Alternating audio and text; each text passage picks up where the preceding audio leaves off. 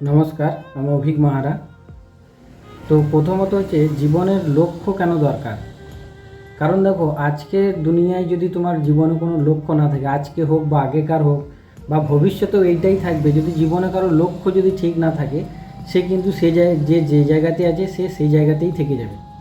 কারণ দেখো, আমরা যখন ট্রেনে টিকিট কাটতে যাই তখন কিন্তু প্রথমে গিয়ে বলি যে আমি এই স্টেশনে যাব, সেই স্টেশনের টিকিট দিন। নাকি এরকম গিয়ে বলি যে না, যে কোনো একটা ট্রেনের টিকিট দিয়ে দিন, যেখানে খুশি আমি চলে যাবো, এরকম তো হয় না।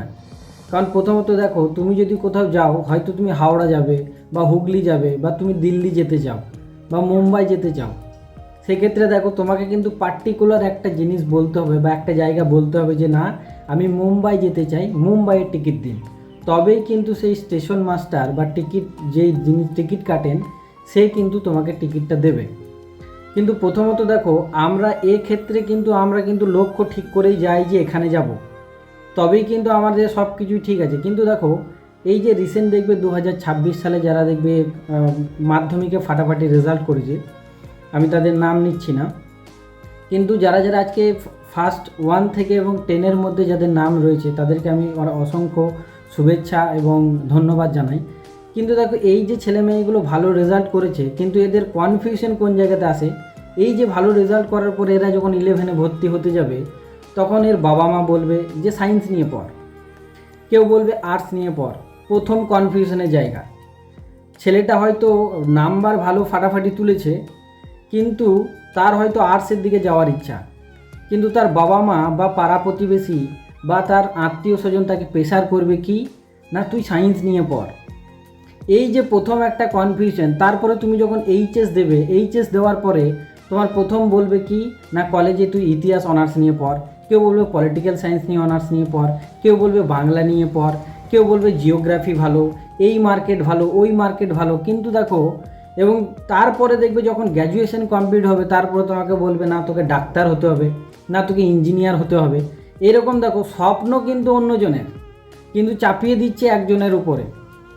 কিন্তু দেখো, বাইরে বাইরে তুমি দেশে দেখে নাও, এরকম অনেক দেশ আছে, তুমি হয়তো খবর নিলে জানতে পারবে তোমরা, যে যাদের সেই সব দেশে যারা যেটা হতে চায়, কেউ হয়তো মিউজিকে ভালো, সে মিউজিক হতে চায়, মিউজিক টিচার হতে চায়। কেউ হয়তো খেলাধুলোই ভালো, সে খেলাধুলো নিয়ে পড়াশুনো করতে চায় বা খেলাধুলোর জগতে সে যেতে চায়। কেউ হয়তো টিচিংয়ে ভালো, সে টিচিং লাইনে যেতে চায়। এরকম যার যে প্রফেশনটা, বা কেউ হয়তো ডান্সে ভালো, সে ডান্সে যেতে চায়। এরকম যার যে প্রফেশনটা ভালো লাগে সে কিন্তু সেই ডেস্টিনেশনেই গিয়ে পৌঁছায়। কিন্তু আমাদের মার্কেটে দেখো, একটা জিনিস আমাদের প্রত্যেকটা ছেলেমেয়ের মাথাতে একটা জিনিস ঢুকিয়ে দেওয়া হয়েছে কি না, ভালো পড়াশুনো করে ভালো চাকরি করতে হবে। দেখো, সেই ছেলেটা হয়তো সে খেলাধুলোই ভালো, কিন্তু তাকে চাকরিতে প্রেশার করা হচ্ছে। বা কেউ হয়তো দেখবো অন্য কাজে ভালো, হ্যাঁ, তাকে হয়তো চাকরিতে প্রেশার করেছে। কিন্তু দেখো, স্বপ্নটা কিন্তু ছেলেটা নয়, কিন্তু চাপিয়ে দিচ্ছে তার আত্মীয় স্বজন বা তার বাবা মা। তাহলে দেখো, প্রথম যদি তোমার ডেস্টিনেশন ক্লিয়ার না থাকে বা ড্রিম যদি স্বপ্ন যদি না থাকে, তাহলে তুমি প্রথম এই জায়গাতে গিয়ে কিন্তু কনফিউশন হয়ে যাবে।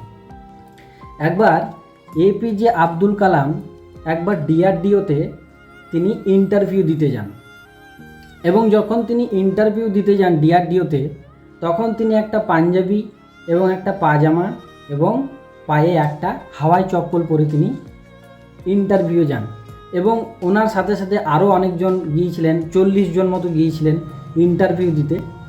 সেই ইন্টারভিউয়ে বাকি যারা গিয়েছিল তারা শার্ট, বেল্ট, জুতো, ঘড়ি এরকম পরে তারা কিন্তু মানে পুরো আছে।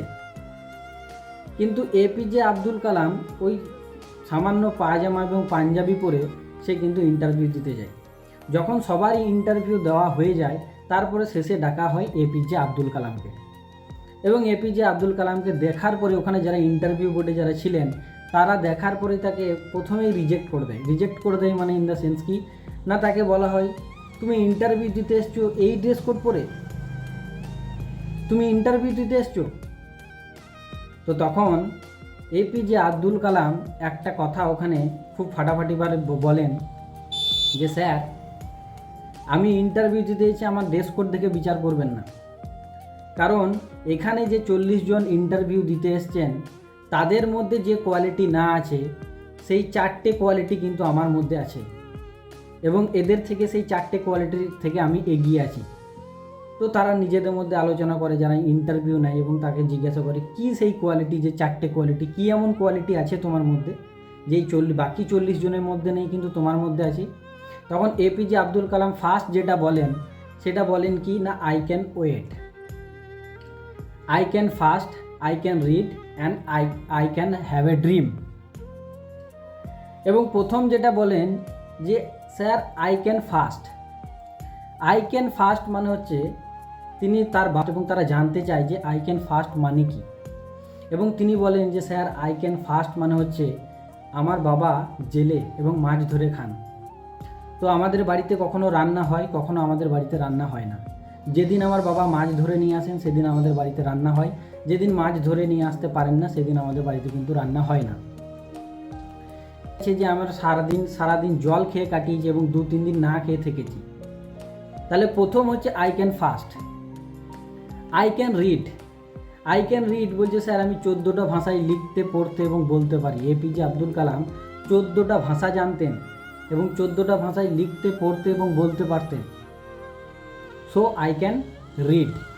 আই ক্যান ওয়েট, স্যার আমি যদি এই চাকরিটা না পাই, আজকে যদি আমাকে এই চাকরি থেকে রিজেক্ট করা হয়, তাহলে কিন্তু আমি হতাশ হব না, আমি কিন্তু আবার ওয়েট করব এবং নেক্সট চাকরির জন্য আমি আরও ভালোভাবে প্রিপারেশন নেব, যাতে আমি এর থেকেও বড় পজিশানে আমি যেতে পারি। So I can wait and I can have a dream. বলছে স্যার জানেন তো, যখন আমি রাত্রে ঘুমাই বা দিনের বেলায় যখন জেগে থাকি, তখন আমি অনেক স্বপ্ন দেখি, জানেন তো, যে আই ক্যান ড্রিম, যে আমিও জীবনে অনেক বড় হব, আমিও জীবনে অনেক পজিশনে যেতে পারবো, বা আমিও জীবনে সফল হতে চাই। এই স্বপ্ন আমার বারবার আমার মাথার মধ্যে ঘুরে এবং আমি চোখের মধ্যে দেখি। So I can have a dream. তো দেখো, তোমরাও একটা নিজস্ব ড্রিম তৈরি করো যে লাইফে কোন জায়গায় যেতে চাও। এই ভিডিওটা ওই কারণেই করা।